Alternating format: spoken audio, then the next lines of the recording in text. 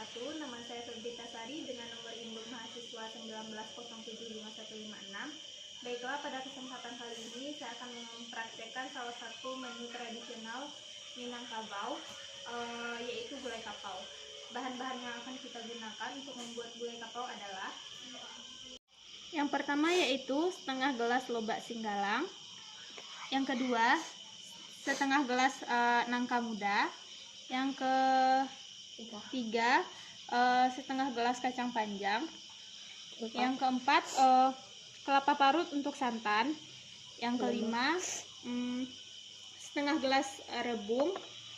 Lalu bumbu yang akan kita gunakan adalah 7 siung bawang merah, 3 siung bawang putih, setengah sendok makan jahe, setengah sendok makan laos, lalu seperempat sendok makan kunyit, dan 1 sendok makan cabai merah, 3 butir kemiri, dan juga daun-daunnya yaitu daun kunyit, serai, daun salam, dan daun jeruk. Baiklah, langkah pertama yang akan kita lakukan untuk membuat gulai kapau adalah kita memprepare bahan-bahannya terlebih dahulu.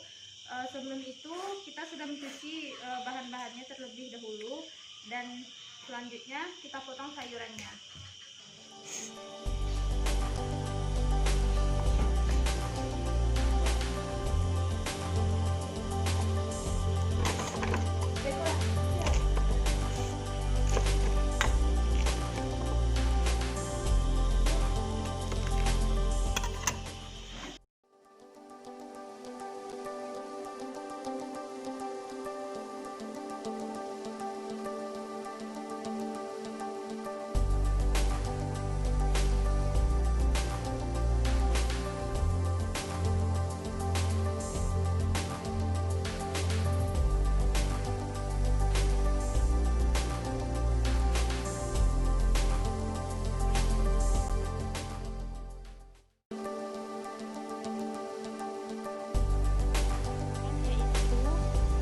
Bumbu dengan santan hingga mendidih.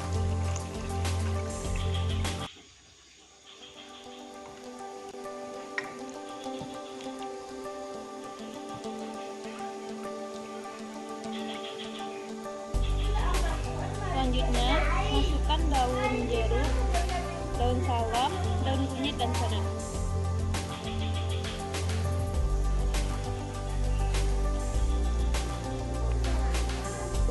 Setelah mendidih, masukkan nangka terlebih dahulu.